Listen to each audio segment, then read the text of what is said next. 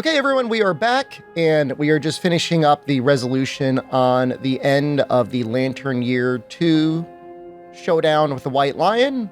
I'm going to go ahead and set up the board for returning back to the settlement, and we will pick up with the Lantern Year 3 event card then. So see you in a second. Okay, Survivors Return. I've gone ahead and healed everybody and restored any of the armor points they should have, as well as restoring any tokens that they should have. We've gained endeavors. There are 4 returning survivors. We're going to gain 4 endeavors. Next up is going to be updating the timeline. So we're starting Lantern Year 3. There's no other story events, but we do need to do the one random special event. Okay, we have Hunt Reenactment. Nominate the group's favorite survivor to play the Hunter. Nominate the least favorite survivor to play the monster. Pick one monster from the settlement's list of defeated monsters. That is only the White Lion. It's a little scary. Somebody could die here. Although that could be a good thing, I guess. We could end up getting some materials from somebody dying. It does not need to be a returning survivor. That means we can make new survivors and pick one of them. And I think we might do that. So give me a moment to make some new survivors. Okay, we've got 2 new survivors. We've got Chaos and Mist. Chaos, I hope you don't mind me making you female. Society needs wombs to fill up. Just in the future. So for right now, one of them needs to be a monster. The other one needs to be a hunter. We'll make Chaos a monster. We'll make Mist a hunter. The only target is the White Lion. Now, if something goes really bad, I do plan on using a reroll. Otherwise, having Monster Claw may not be a bad thing. I don't know. I guess we'll see. All right. It's a 9. Okay, that's fine. Everybody gets to live, I think. So it is a quarry monster. White Lion is the only monster that we could have selected. So through the performance, settlement relives a heroic moment of their survival. This settlement phase, all departing survivors gain survival up to the settlement's survival limit. So that's pretty good.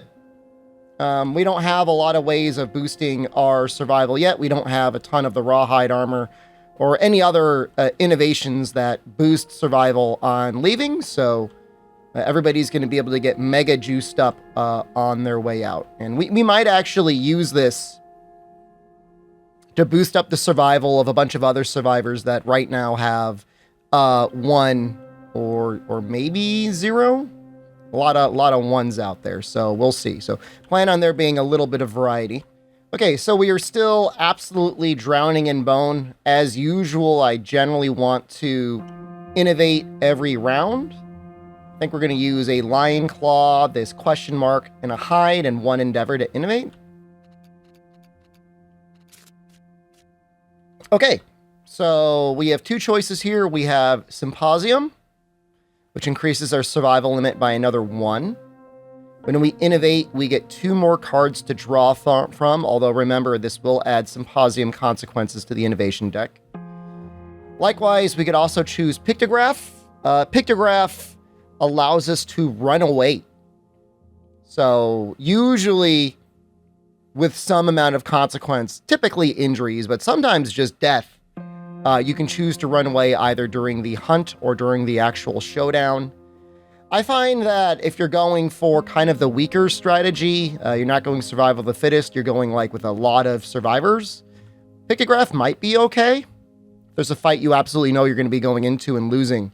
You know, better to take the chances of not losing all 4 survivors rather than losing all 4. But I'm not planning on having anyone die. Symposium does increase our survival limit right now, which is going to be pushed up to max for the survivors that are leaving this turn. Likewise, with 2 more innovation cards, we could dig deeper every round and try and find the paint consequence that will make it easier to build up our total population. So I think we are going to go Symposium. Consequently, 2 more cards are going to be getting added to the innovation deck. So like I said, even though we get to draw 2 more, the deck will still get bloated up just a little bit more. which is fine. I think overall, early Symposium can be kind of nice if you can make use of that survival limit, and if there's something in the deck that you're searching for. I'm still looking for Inner Lantern. I'd still like to have the ability to surge to really utilize all this survival. Otherwise, just finding the paint consequence that I'm looking for would also be really, really nice.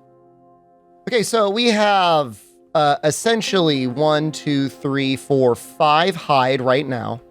And I'm probably going to be turning this Shimmering Mane into 2 hide. We have the ability to turn it into 2 hide. We have, oh my God, 1, 2, 3, 4, 5, 6 bone, 7, including the skull, and 1 iron. So I'm going to spend a little time tinkering around, thinking about what I want to do with all this, and then I will get right back to you and show you how we're going to spend most of our resources and then what I'm thinking about doing with these endeavors. Okay, so here's our first pass on what we're going to be spending our resources on. We're going to be using 2 lion claws, a great cap bone, a monster hide, and 1 endeavor. We're going to be using that on the bonesmith to craft the weapon crafter. Now, I'm not planning on making anything immediately out of here, but I am eventually looking on picking up a couple of these countered weighted axes. We can't make any right now. We have no organs, but this will hopefully be worthwhile soon because we're probably at least going to use some scrap scavenging. We're going to use the Shimmering Mane and white fur to complete the rawhide set. It's going to go on Glowy. We're going to use this white fur to make a bandages, and we're going to use our skull to make 1 more skull helm. Iron is going to end up getting archived back into the settlement sheet. Okay, so I think we're going to use our remaining 2 endeavors to try and get some scrap. Because they're going to be getting up to their full survival limit when they leave anyways, I'm going to have Glowy roll first.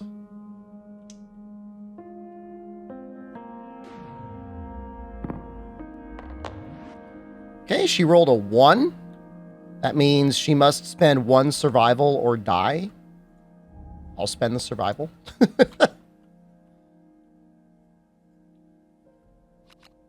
And then we'll have Albino, who's going to be going out this round, try it as well.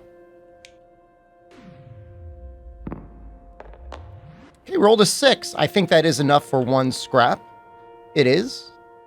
It's not clear whether or not it wants you to just add 1 scrap to the settlement or 1 broken lantern. In either case, I'm just going to add 1 broken lantern to the settlement sheet. Okay, we've done all our developments. I'm going to go ahead and prepare the departing survivors. All of the resources I've gone ahead and archived.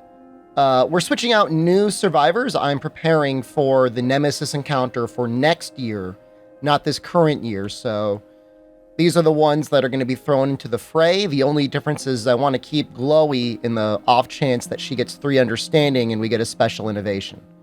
So we're going to be having Mist with the bone axe and a skull helmet. We're going to have Chaos with the bone blade, skull helmet, and some stone noses, little survivability. Albino with the bone club, bone darts, and again, stone noses, a little bit more survivability for the brain. And we're going to have Glowy, who now has a full rawhide set. Not only is going to give her additional evasion, I guess we'll just put it on the sheet just so we don't forget it. Because she's finally connected these pieces here. But also she gets +1 to every hit location because of the rawhide set bonus. She also gets a 50% chance on getting a refund for using the survival actions. So even though we have a survival limit of, 1, 2, 3, 4, 5 now, it should actually be 5. It's closer to like a 7 or an 8, or even higher on average. It could happen. So I think we are going to go ahead and hunt a white lion. I'm going to be doing editing for this slightly differently. I'm going to like condense it down to be like really, really, really short. If anything significant happens during the showdown phase, I'll show it. I'll still show the full hunt phase because that is still fine. But for the full showdown, just expect it to be mega condensed. The main point of this episode is to be going over what's going to be happening in Lantern Year 4, which is the Butcher. Okay, let's go ahead and get started. Scratching grounds. Hey, we like these ones.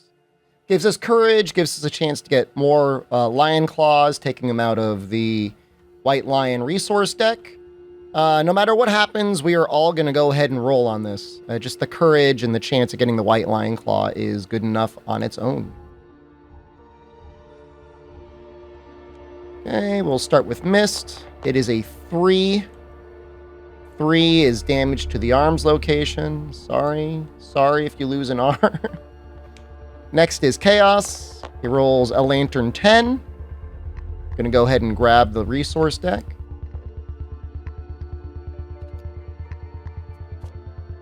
Next is Albino. Albino also rolls a Lantern 10. That's messed up. Hopefully we don't use them all up before we get to the actual encounter. And then finally, it is Glowy. Glowy rolls a 9. That's great. All right, well, we're gonna have plenty of bones. More than enough bones, but this just means there's even more chances to grab organs from the deck or more hides from the deck because this is a lot of bones that are removed. Although I guess he still has all of his great cat bones in there. Okay, we investigated, so we do not need to roll a random hunt event. Next up is Lion is in Heat. The darkness is filled with unearthly screeching and yowling. Huddled together, the survivors close their eyes but cannot sleep. All survivors suffer 1 brain event damage.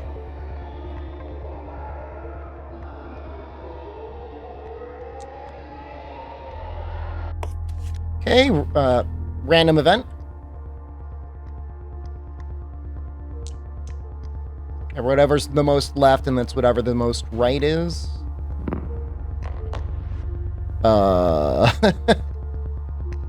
19? I'm gonna call that a 19. Exaltation of Darkness. The survivors are enveloped in a steamy darkness that dims their lantern lights. They become separated from each other and hopelessly lost. If a survivor has the leader fighting art, they boldly stride into the clammy darkness and gather everyone. Nope. Otherwise, each survivor rolls 1d10. Okay, we will all roll 1d10.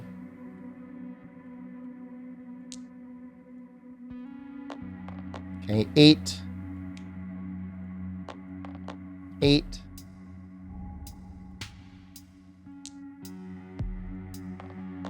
4. 9. Okay, Albino is going to be the straggler. All right, so we have to roll 1d10.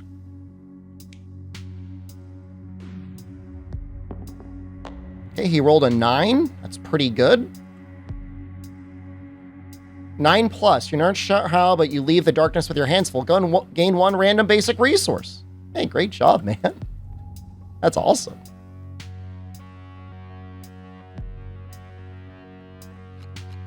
Come on, Organ. Damn it. Okay, it still thins out the deck.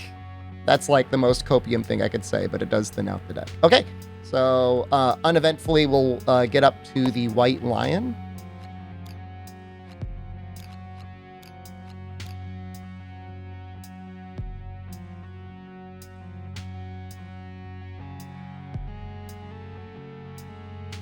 Oh, this is interesting. We have double tall grass, and then we have 2 acanthus plants.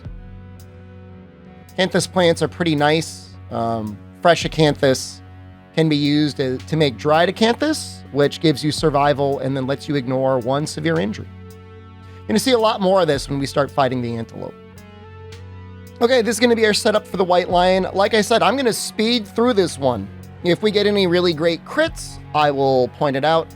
If we get any severe injuries, or especially if anyone dies, I will point it out. But otherwise, just expect to see this on not only fast forward, but probably edited fast forward.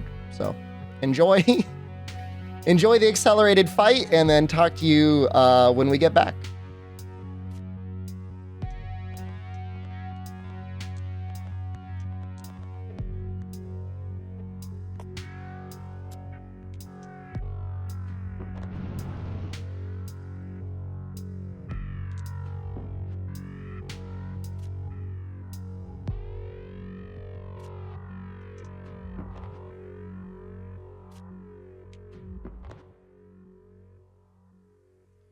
Okay, so immediately Albino has attacked and then failed after having already taken 1 point of damage to the body.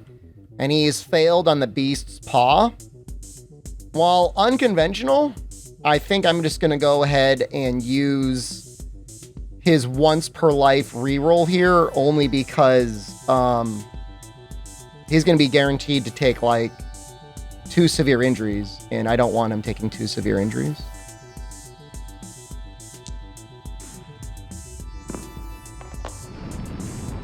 Okay, and as a result, he does crit the white line. He's like, fuck you, no! I'm not going down!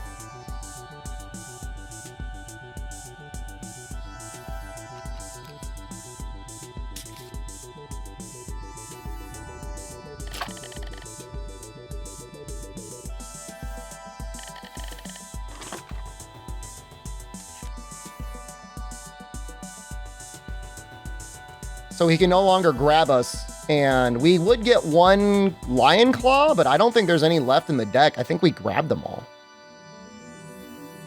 They're all gone. Well, good job anyways.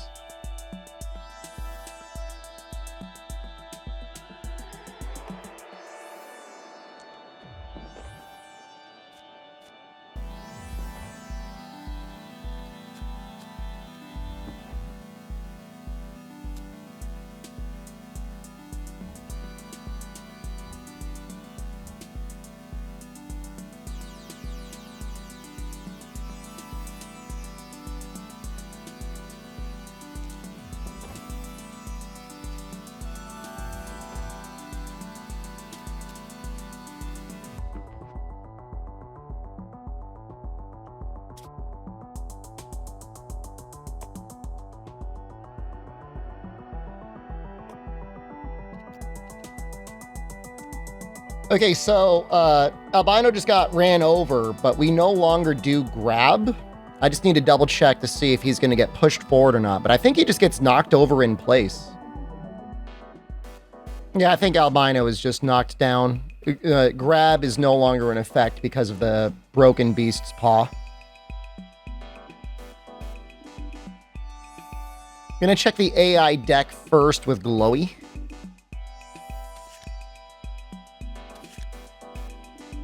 Oh, God.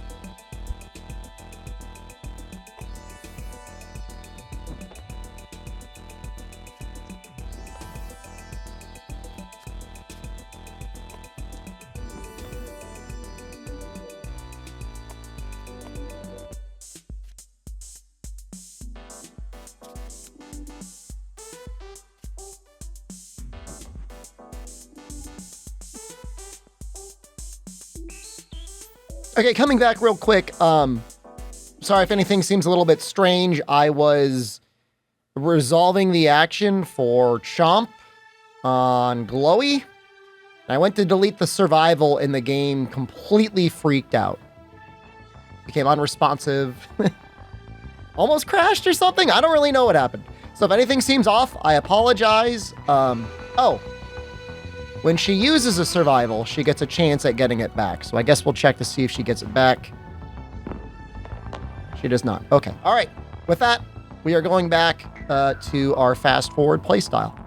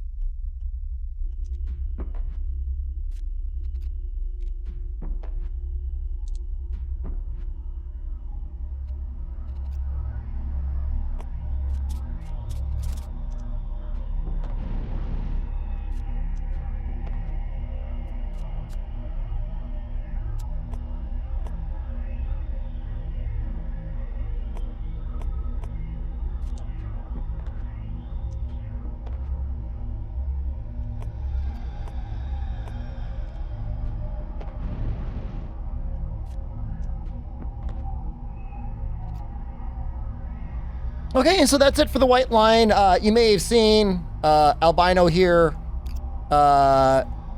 He got a little picked on from time to time, but the good use of that one reroll, even with that one unlucky trap card he pulled, he did not come out of anything with any severe injuries, so that is great. We have here our basic resources and our white lion resources. I'm just going to go ahead and shuffle both of these, and I'm going to draw 4 of both as soon as I give everyone their 1 experience for clearing their first hunt. Of course, Glowy is hitting age 2, so we'll go ahead and do her level up now as well before we do the other rewards. I believe we roll 2 dice.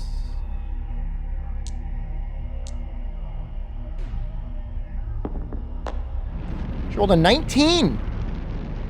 I think. Yeah, that's a 19. That's good. That is 1 permanent accuracy. Man, she was close to getting 1 permanent luck. She's not going to be a tank anymore. She's definitely going to be attacking whatever her new role is. Who knows? Who knows what that will be, but that's a decent reward. Something like axes, probably not clubs. I don't know. I guess we'll see. Okay. Let us draw our rewards. Not those.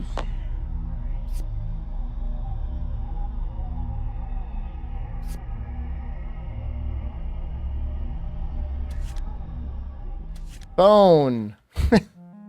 Testicles, yay! Fur, okay. Fur, okay. And is this, okay, good. We got 2 organs. That is already amazing. We got another organ. Also amazing. We got another organ. Also amazing. And we got some more bones. Okay. About ideal of a spread as we ever could have asked for in terms of resources coming out of this hunt. We have 4 organs. We could actually probably stock up this love juice.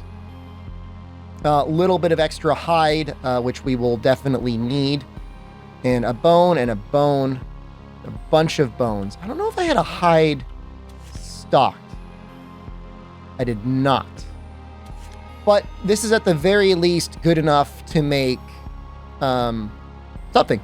We definitely make at least 1 good weapon. Okay, we are going to get set up mentally at least for our next settlement phase, and I will see you guys there in just a minute. Okay, we set up the board. I healed everybody, restored their normal injuries. We gained 4 endeavors because there's 4 people returning. It's time to update the timeline. Okay, timeline has our 1 special encounter, Nemesis encounter. Butcher means we do not select a white lion or an antelope for this round. It means we have to fight the Butcher. Gonna go ahead and shuffle the event deck and pull our card. A spectacular light show erupts against the limitless darkness above. Swirling, vivid trails streak overhead. They lift everyone's spirits. The settlement's collective imagination is set aflame. After rolling for any endeavor, you may add 1 or 2 to the result. So, I know for sure I want to make at least 1 counterweighted axe. It's tough. I really want to innovate, and I probably will innovate. But, well, you know, I was planning on making 2 counterweighted axes, but what we may be able to do is to make a whistling mace. Whistling maces are pretty nice. It allows us to move AI cards around. It's like a more aggressive version of that bone axe. It's not as strong, but we get 1 more dice. The only issue is you kind of want to put this on somebody with rawhide armor. And, well, I guess that's fine anyways. We can't really plan too much for the Butcher. Man, I would just love to have two counterweighted axes though, man. 2 counterweighted axes with these 2 skull helms would go so crazy right now. The funny thing is I wouldn't even need to dig into like any other of my resources. I could just do something like this and then like they're made. I really don't want to get behind on innovations. You know, 1 counterweighted axe. We could make 2 bone clubs. So we could have 1 counterweighted axe. We could have 2 bone clubs. And that means 1 person could still have a bone axe. Plus a bone blade. Plus bone darts.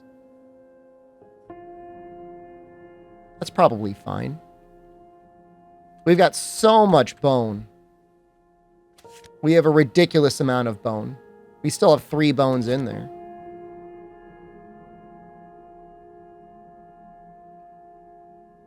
We don't have heat yet, so we can't make the Zanbato. Otherwise, we would be pretty close to being able to make the Zanbato. We're going to go ahead and innovate now. I'm just going to go ahead and innovate.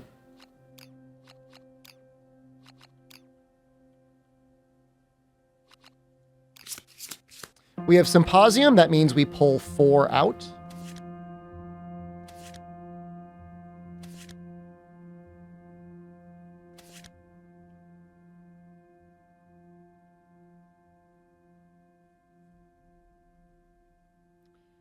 This is amazing. So face painting is what I'm really hoping for in terms of an early innovation that makes survival of the fittest possible, because essentially it allows us to somewhat mitigate the downside. So normally with survival of the fittest, you roll twice, take the lowest roll.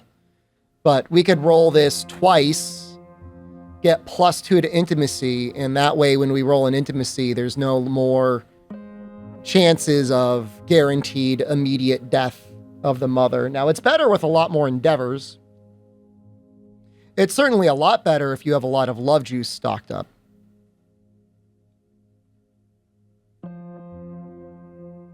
But, you know, even on its own, you know, even just for battle paint, it's pretty great. You know, being able to boost up survival by 2 is pretty nice. The only other one I'm really looking at, well, you can look at either of them. Nightmare Training is pretty cool, but again, that's a pretty time-intensive, endeavor and survival-intensive thing. Inner Lantern is amazing. The nice thing, though, is if I take face painting now, you know, the deck is going to get smaller. Face painting doesn't lead to anything else. So there's a pretty good chance of being able to pull Inner Lantern again.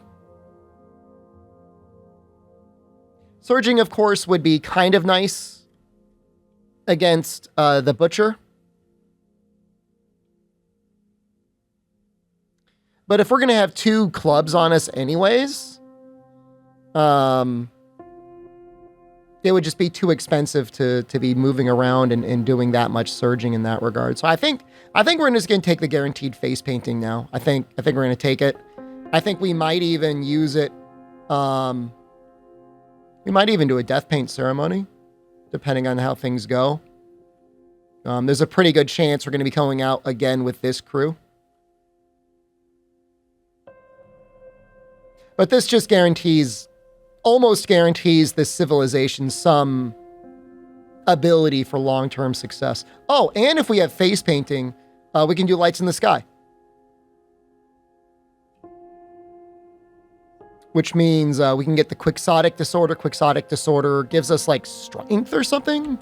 Strength and evasion. Now, this is one of the few disorders that is essentially only good. You get an extra strength, and you get 1 survival when you're insane while you depart. I'm assuming you're allowed to trigger any other insanity gathering triggers first before you trigger Quixotic. So that kind of goes hand in hand with battle paint in terms of getting +1 insanity. So you'd want to give this to your high insanity survivors.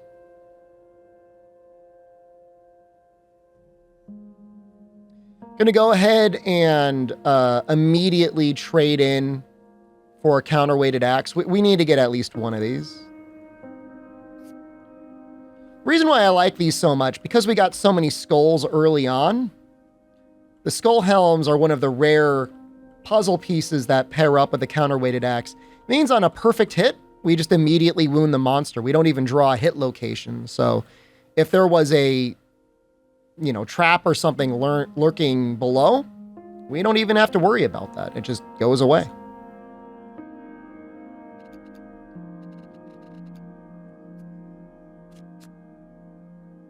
Okay, we're going to do one roll on face painting to try and get the death paint ceremony. We could add 2 to the roll, so as long as we don't roll a 1, I think it's successful.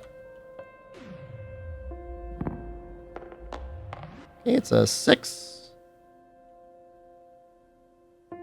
That means all departing survivors will gain 2 survival and 1 insanity. Let's archive this.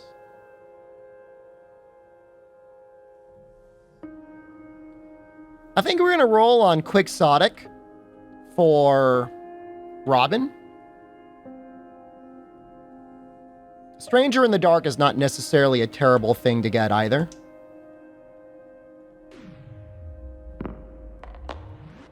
Three. So no matter what, we have to add Stranger in the Dark. Okay. That leaves us with 1 endeavor.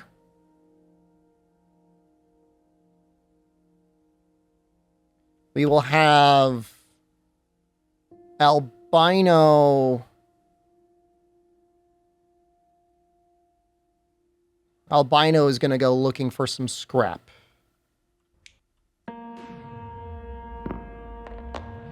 Okay, rolled a 1.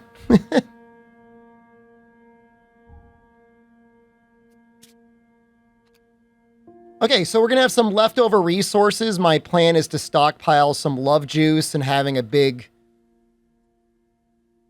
orgy year where we have a ton of children. I'm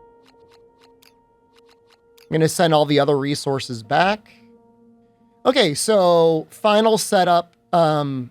Mist is going to have counterweighted axe here, paired up with a skull helm. Chaos is going to have a bone axe and a bone blade. Albino is going to have a bone club and bone darts. And Robin here is going to have a bone club. I'm sending Robin out here because she's going to have Rhythm Chaser. Her total evasion should be, what, 1, 2... It's going to be 3 plus that extra 1. So she's going to be evading at a 4, I think. Plus 4 evasion. With the token. Until she gets knocked down. If and when that happens. Okay, we're going to go ahead and do the departing thing now before we do the showdown with the butcher. So that means everyone's going to get 2 survival up to the cap of 5. Plus 1 insanity.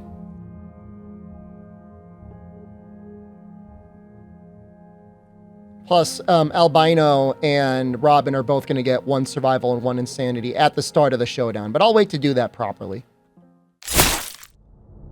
There once was a man who could not hide his fear. He wore a mask that transformed his cowardice to rage. In turn, the man transformed into a monster. All that remained was a devouring fury that stalked the night, collecting the fearful faces of others.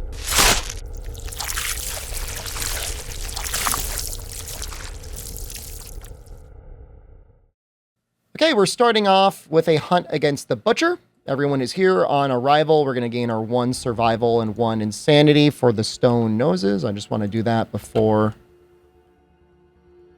we forget. Also, I'm going to set Robin up properly to reflect her rawhide armor. So this is a Nemesis encounter. Nemesis encounters function slightly differently. You're defending your home, which means we get to act first. So that is a small benefit. The Butcher himself is, of course, quite a bit different from the White Lion. First off, he is going to draw 2 AI cards a turn. He'll be attacking twice as often as the White Lion. Not only that, at the beginning of every turn, he is going to reshuffle his hit location deck. So we're going to be running into his trap card slightly more often. Finally, if one of us does die, he will take our face as a trophy. First one's pretty bad. The second one's really bad. The third one, you better have a stone, otherwise it's game over. We're allowed to set up anywhere here in this bottom row. Unfortunately, he's too far away. You know, we could, if we had enough movement and enough action, we could probably get all the way up to him, but I don't think we can. He does have slightly more toughness than the white lion. We're going to be attacking towards a toughness of 9. His movement's a bit slower. He moves at a 5. So that means he'll go 1, 2, 3, 4, 5. Usually, and then 1, 2, 3, 4, 5. Usually. So in case we want to do any sort of special setup, this is the sort of setup that we would probably want to do. Especially for Robin, I don't think I would mind having her... This is purely for planning purposes. I wouldn't mind having her in position. Nor would I mind having Albino in position. Mischances and Chaos. Chaos, I think, would be the one that will end up going for this debris. Unfortunately, there's not too much else we'll be able to do during these other turns. Other than wait for him to come to us. It's going to have to be something like this. Okay. All right. I was just thinking through all the little movements and stuff that we're going to do. Like I said, I think we're going to start... You know, I thought normally this started with Acanthus, but I guess it doesn't. Oh, in any case, let's get Chaos in position here. Have him roll on whatever that is going to be. He could use a scrap sword. He gets nothing. I think does he fall over? You are knocked down. Well, we don't archive the card. We are simply knocked down. Okay.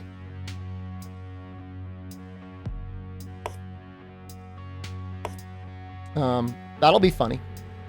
So technically, the way this would have gone is it would have been his turn, and then ours. Next, it would switch over, and now it would be his turn. So he's going to start the turn. At the end of this turn, Chaos should be able to stand up. Let's go ahead and pull the first AI card. Double hack. Closest threat facing. That's scary. I'm glad we got out of the way. So 1, 2, 3, 4, 5. Okay. Next up is a mood. Embrace the pain. When Embrace the Pain comes into play, draw AI. Whenever he's wounded, put 1 token on this card. I apologize if I forget to put a token on this card. I will try very hard not to forget. But basically, this gives him yet a third action. Hack. Closest threat facing. So 1, 2, 3, 4. Okay. Let's make sure she's got her evasion token on. So she is at 4. So he needs to hit at an 8+. Going to be attacking Robin because he's attacking Robin. I choose to attack Robin. Robin's up to 10 brain damage already, 10 insanity already.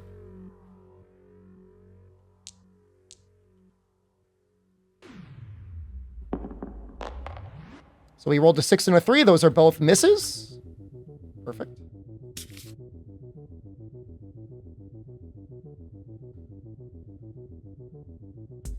I think we'll have... Oh. Okay. New turn. It's fine. We're going to have Albino start as usual with his Bone Club.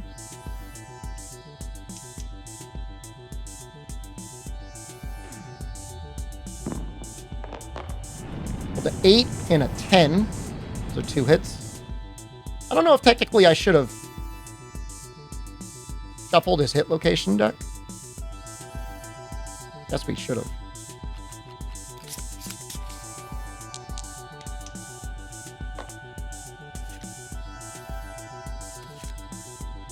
We get 2 of them. Full move towards attacker. That's not a big deal. That one is. All right, let's do Furious Greaves to start.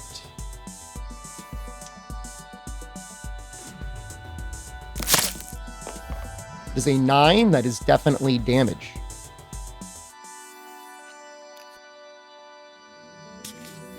And then, of course, he has taken a wound. So we have to put a token on this card here. Now, technically, I think Robin will be able to... Oh, that's just an awful one, isn't it? That's just terrible. We technically can use dash to get out of the way, but let's just roll on it first. It's not even damage. Albino man, what the hell? Okay. First,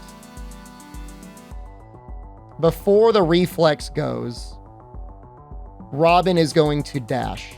She's going to dash over here. She is going to roll 1d10 to see if she has to spend survival or not. She does. She's going to go down to a 3.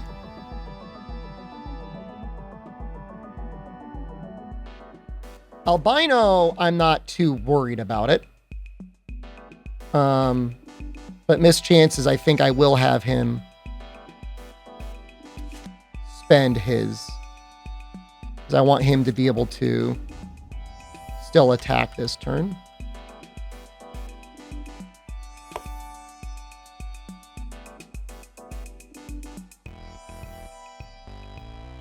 So he's going to move like that. Albino's getting knocked down. This card is going back in here. So we paid a little bit of survival, but now people are able to do things. Robin is still able to move and attack. She still has her full action available to her, so I think we'll go again with a bone club.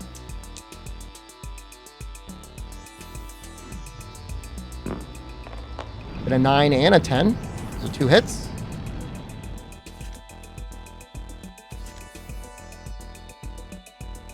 All right, we're going to start with the Butcher's Mask.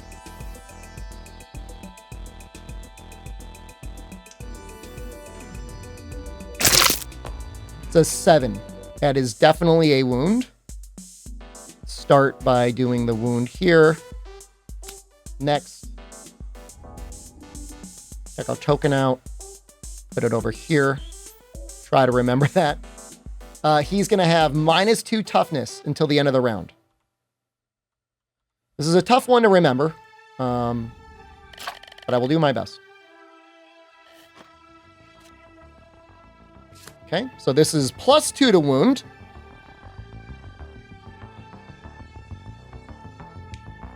It's got a rather interesting result if you roll a Lantern 10. Okay, we rolled a 4. So it's 4 plus 5 is 9. Plus the strength. So that's enough to wound. Fortunately, it is not enough to explode the lantern. We don't need that. Mist, we're going to have move like this. So the counterweighted axe has reach of 2. So we don't need to get it right in there. And he's got a lot of things that involve attacking around him. And I'd rather not prompt that if I don't need to. So we're just going to roll twice. Really hoping we get a natural 10 on this, because that'll be an automatic wound. Maybe we rolled a 3 and a 9. 9 is not. Sorry, the 3 is not, but the 9 is. Okay. Attacking for the Furious Vambraces. So we're attacking with 4 plus 1 is 5. We wound on a 4. Wound on a 4 here. Wait. We wound on a 2 here because of these toughness. We hit a Lantern 10. Oh, shame we couldn't hit that earlier. Well, Definitely a success. I would love to keep scrounging at the debris, but while we're in a round where there's -2 toughness, I would rather go in and attack. So we've pulled a lot of hit locations off. There are hit locations in here that are super dense. That means they could break the weapon I attack with. Because of that, I think I will attack with the bone blade. Because we're getting into it. Not only that, but like we're getting close to traps as well. So we're gonna attack with the bone blade. This hits on a 5. And a 9 and a 4. So we'll pull one off. Okay.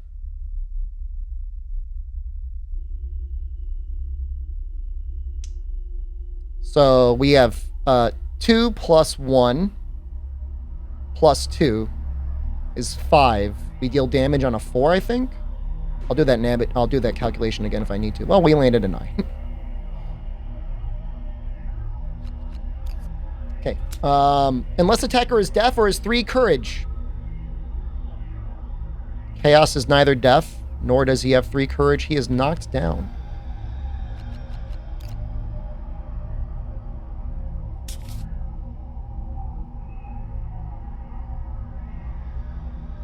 Okay, that appears to be everyone's turn. I'm going to go ahead and move Monster Controller over. A lot of things are going to happen. First, these tokens, I believe, are going to go away. I'll just keep them handy. Second, we have to shuffle the hit location deck.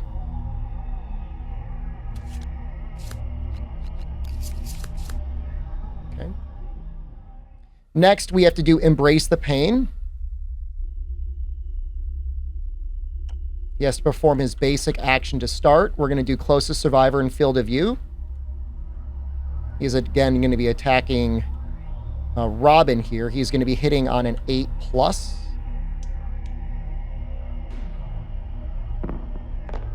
Okay, rolled a 6 and a 3. Those both miss. Next, he's going to be pulling 2 AI cards. First one, Infinite Kick. Closest threat facing, that is again Robin.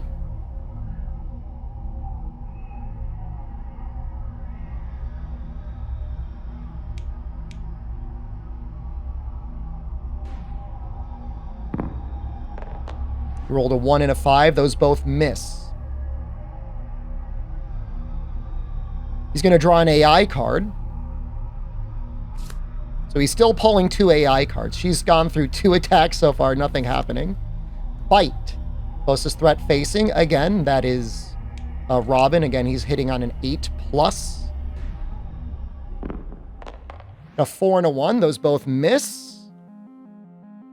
It's a good thing that missed. There's some scary cards in here. Hopefully, final card.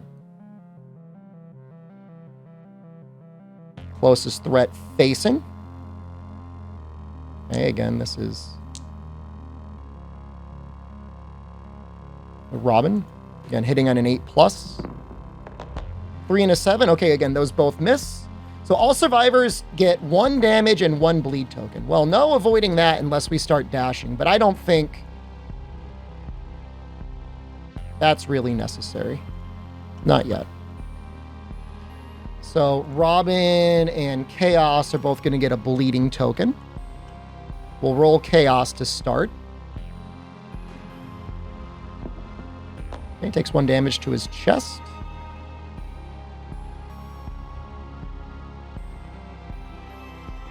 And then we'll roll for Robin. Okay, she got 1 to her chest. The most likely roll is his chest. Okay, we went through one hell of an onslaught there.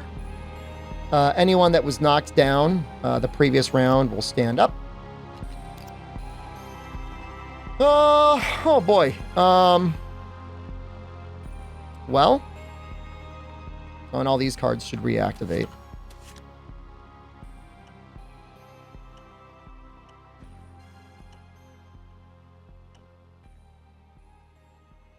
We may as well get Robin to get her attack off first. She's right there. She's got her club. 8 and 6 is 2 hits. Oh, shoot. Oh, fuck. You didn't see anything. Lever. Furious Shield. Okay. Attacker will get 1 insanity.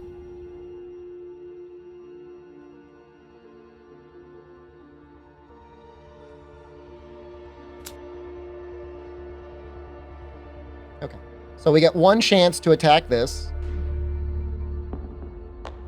We rolled a Lantern 10. Well, that is definitely a success.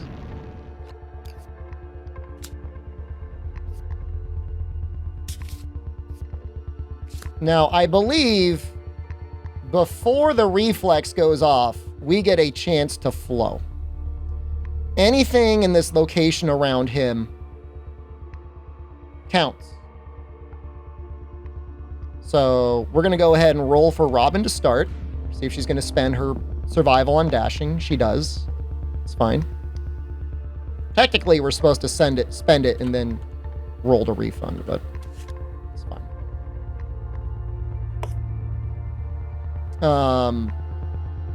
Chaos is just going to spend his, because otherwise he's got to get picked up anyways.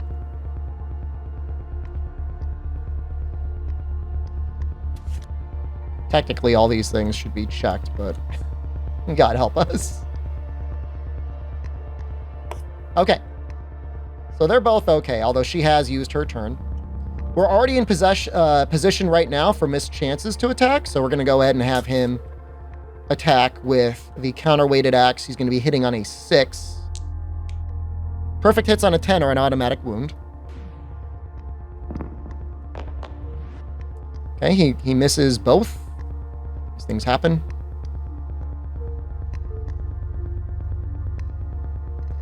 Gonna have Albino spend a point to dash in so that he can attack with his club.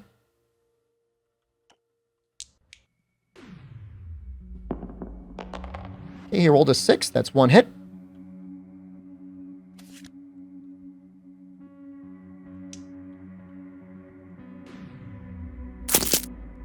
Okay, that's an 8. That is definitely enough to deal damage.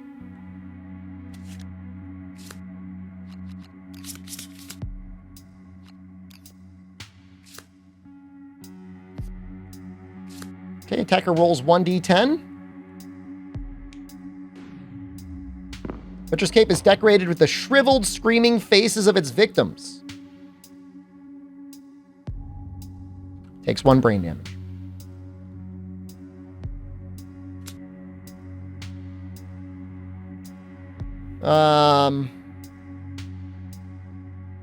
Yeah, we'll send Chaos in. I want him to be in the blind spot. And we're going to be attacking with the axe now because we've already shuffled the AI deck, so I'm feeling confident. He's going to hit on a 5+. He misses both of them. Okay, dude. I mean, I guess that is what it is. Okay. Did I just move this? I think I did. 1, 2, 3. It is now going to be the Butcher's turn.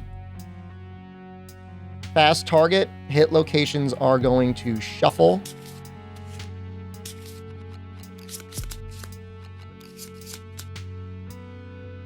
Embrace the Pain is going to trigger. Closest survivor in field of view. And go ahead and target Robin again. He's hit on an 8+. Got a 3 and a 2. They both miss. First AI card. Bite. Again, these hit on an 8+.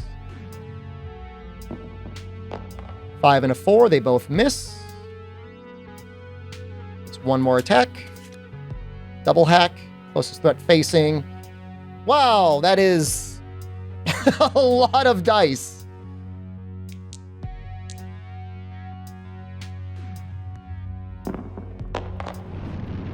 Okay, well, you know what? That is only one hit.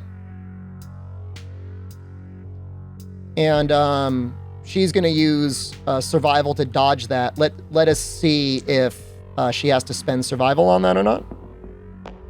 She does. That's fine. That's what it's there for. I don't want her getting 2 bleed if I can help it.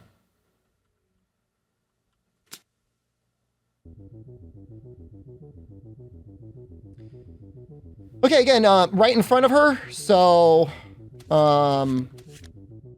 no reason not to have her attack with her club here.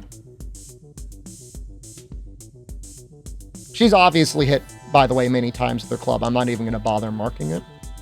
Hit on a 6+. Get 2 hits. Pretty sure I shuffled these. We're just going to shuffle them again anyways. Just to be safe.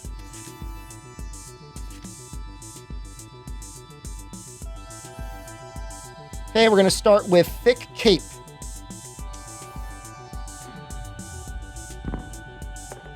We rolled a 1. No, no.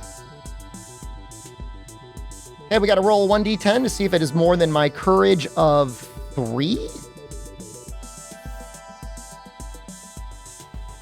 4. It is not! Ha ha! Take that. Okay. Now we will go for the Furious Bellow. 2.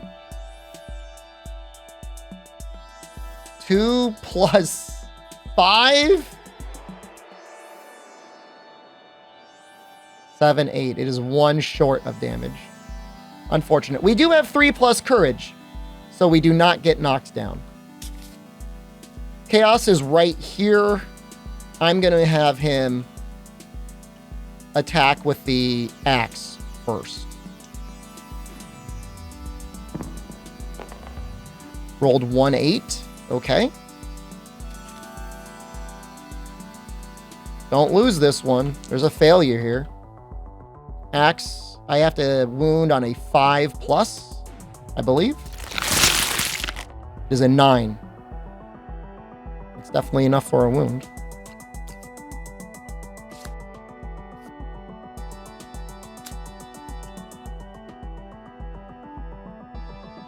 It's not a failure. So he's going to get an opportunity to move out of the way, and he's going to. Next, we're going to have Miss Chance's attack with the counterweighted axe. Again, we're hoping for a 10 here.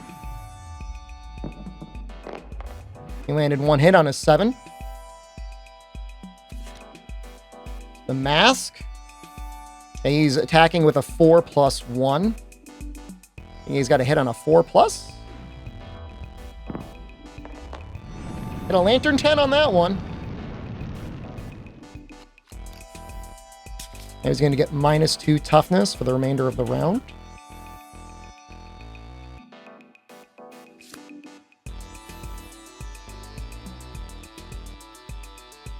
Last up is Albino. Again, he's going to dash in.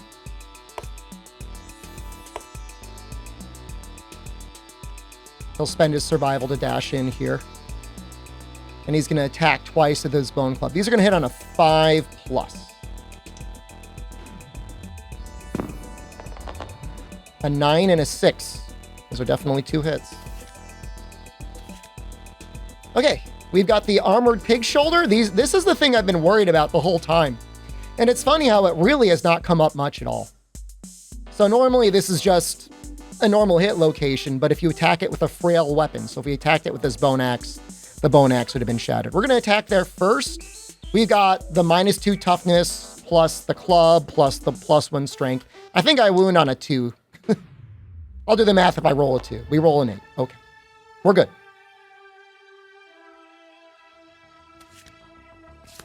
Is that it? No. Hold on.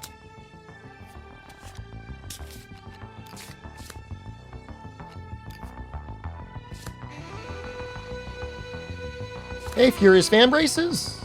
Same thing as before. Now I got to do math. All right, 2 plus 4 plus 5 is 9. +1 strength. Okay, we smash his Van Braces. He is looking pretty weak. He is all out of AI cards already. Feeling pretty good.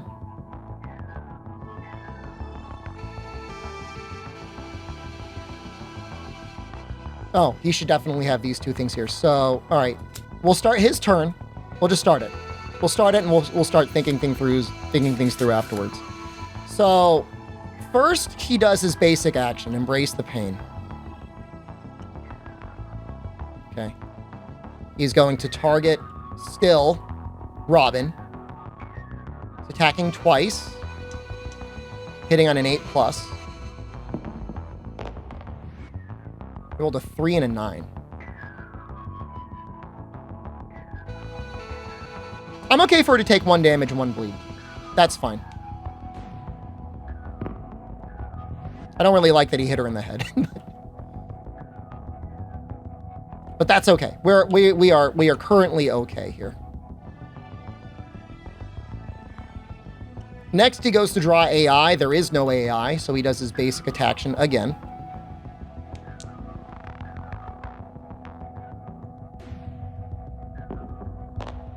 Six and a 7. These are both a miss.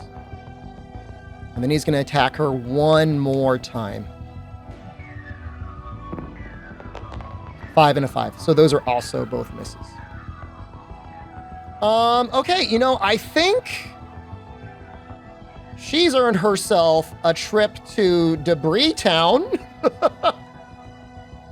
So I'm going to have her run over and roll in the debris.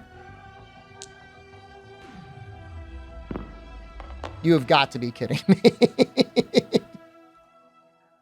You find nothing. It's still there, though. Okay, well, Albino is right there. So I'm going to go ahead and have him attack with his club.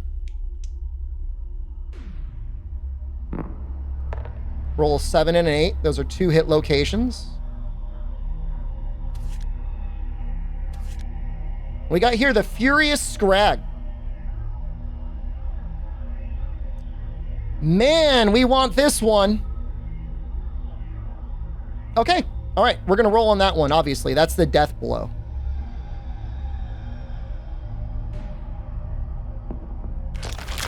Yes! Fuck yeah!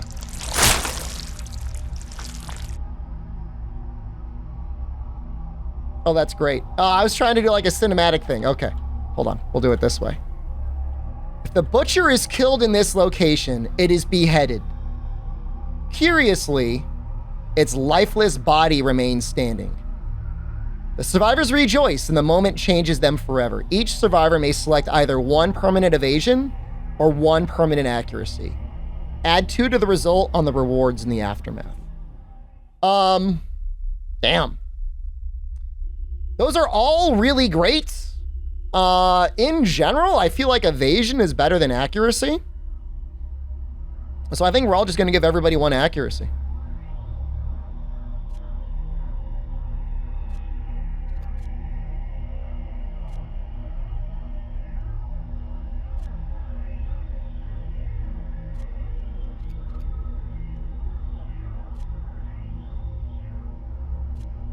Okay, we got our +1 evasion.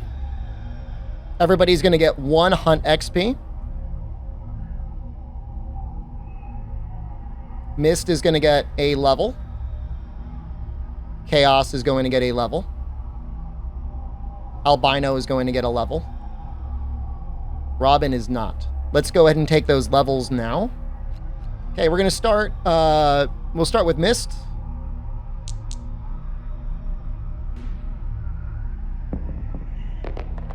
Seven plus 7 is 14. I believe that's going to be a fighting art. And it is. Okay. Miss Chances gets Thrill Seeker. Every time you gain survival during the showdown phase, gain 1 additional survival. So he will always have a lot of survival.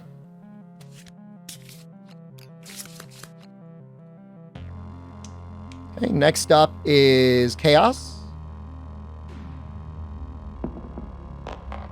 Guess it rolled an 8 and a 4. That's a 12. That's another fighting art. This also gets Rhythm Chaser. What is going on with Rhythm Chaser and this settlement, man? Everybody wants to get dancing. That's so funny. Next up is Albino. Rolled a 2 and a 5. That may not be a fighting art. What is that? 7. Nope, it's a fighting art. Surprise! He gets Combo Master. On perfect hit, make 1 additional attack roll.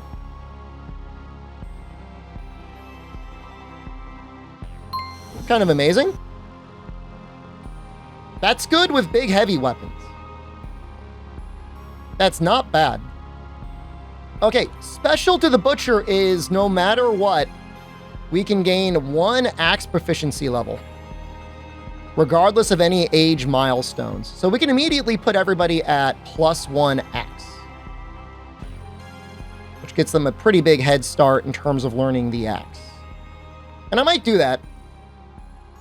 I might make all these guys my early axe specialists.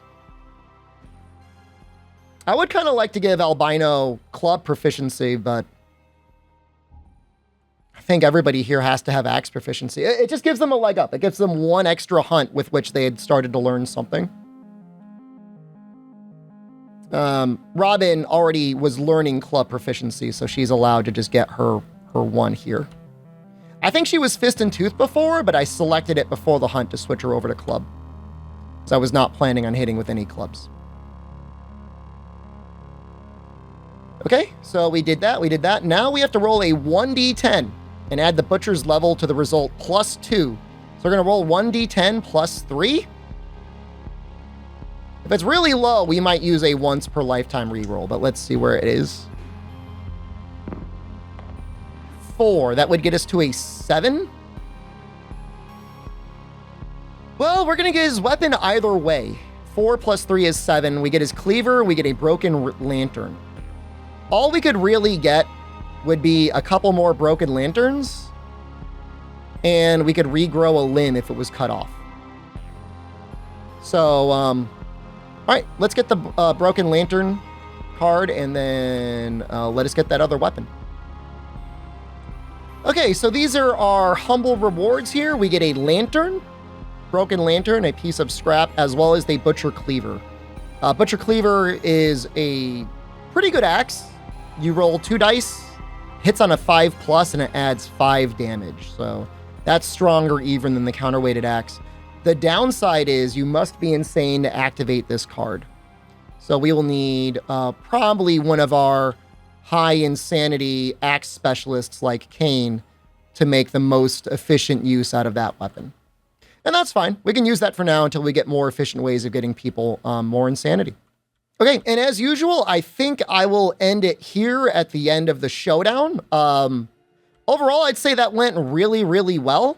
You know, I went into this fight assuming that I was going to try and use Robin to evade a lot of his attacks. And as you saw, that strategy worked really well. It worked. It worked really, really, really, really well. So, happy about that. I might have missed giving her 1 survival from the boots or the gloves, but I'm not going to worry about that. We won. We won. We got an axe. Everybody got a ton of survival. Look forward to the next episode. We will almost definitely be hunting the Screaming Antelope. Screaming Antelope will give us access to some better armor, as well as a way to kind of start cycling through any additional resources that we don't really want or need. Like, we don't need that great cat bone. Although, I don't know, that's really not that bad. Just 1 great cat bone isn't that bad. All right. Thank you all again so much for watching. Until next time.